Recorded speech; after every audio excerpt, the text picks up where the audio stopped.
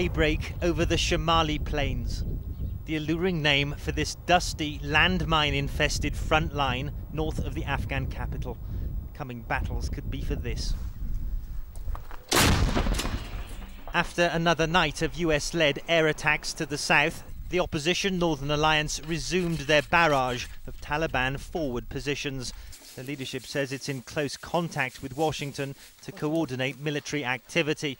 But these hardened fighters are growing impatient with advance on Kabul and want US strikes on the Taliban-held mountains, blocking their path.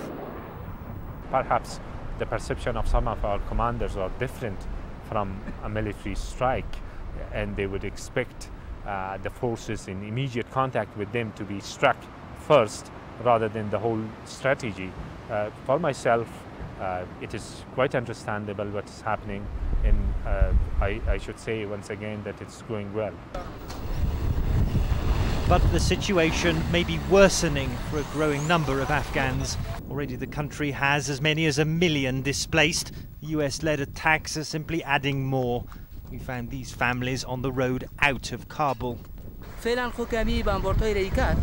Right now, the bombings have hit Taliban military installations in the city, says this man.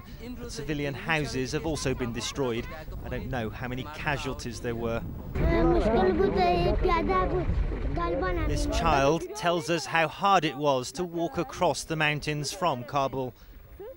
Her mother says all the children were crying, they'd trekked for hours and were all exhausted. Their hope is the latest round of fighting will in some way end this country's ongoing conflict. And after years of this, few Afghans believe they'll ever be at peace.